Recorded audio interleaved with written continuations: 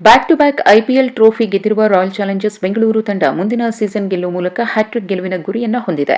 ಇದೀಗ RCB 2026ರ IPL ಟ್ರೋಫಿಯನ್ನು ಮುಡಿಗೇರಿಸಿಕೊಂಡ 10 ದಿನಗಳ ಬಳಿಕ star batsman chase master Virat Kohli social ಮೀಡಿಯಾದಲ್ಲಿ ಭಾವನಾತ್ಮಕ ಪೋಸ್ಟ್ ಒಂದನ್ನು ಹಂಚಿಕೊಂಡಿದ್ದಾರೆ.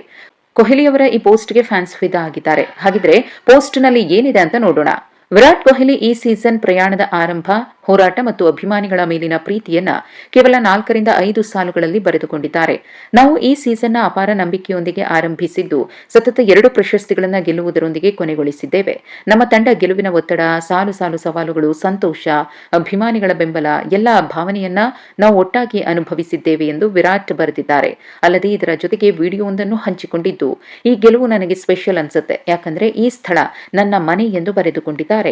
ವಿರಾಟ್ ಕೊಹ್ಲಿ ಅವರ ಈ ಪೋಸ್ಟ್ ಇದೀಗ ಸಖತ್ ವೈರಲ್ ಆಗ್ತಿದೆ. ಯಾಕಂದ್ರೆ ಬೆಂಗಳೂರಿನ ಬಗ್ಗೆ ಕೊಹ್ಲಿ ಅವರಿಗಿರುವ ವಿಶೇಷ ಪ್ರೀತಿ, ಅನೇಕ ಬಾರಿ ಬೆಂಗಳೂರು ನನಗೆ ಸೆಕೆಂಡ್ ಹೋಮ್ ಅಂತ ಹೇಳಿಕೊಂಡಿದ್ದು ಅವರ ಮೇಲಿನ ಅಭಿಮಾನವನ್ನ ಹೆಚ್ಚಿಸಿದೆ.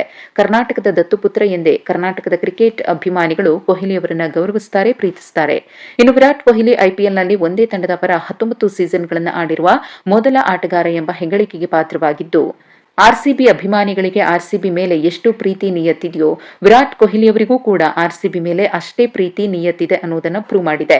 ಇನ್ನು ಈ ಸೀಸನ್ನಲ್ಲಿ ವಿರಾಟ್ ಕೊಹ್ಲಿ ಅವರು ಅತ್ಯುತ್ತಮ ಪ್ರದರ್ಶನವನ್ನ ನೀಡಿ 16 ಪಂದ್ಯಗಳಲ್ಲಿ 56ರ ಸರಾಸರಿಯಲ್ಲಿ 675 ರನ್ ಸಿಡಿಸಿದ್ದಾರೆ. ಇದರಲ್ಲಿ 1 ಶತಕ, 5 ಅರ್ಧ ಶತಕಗಳು ಕೂಡ ಸೇರಿವೆ.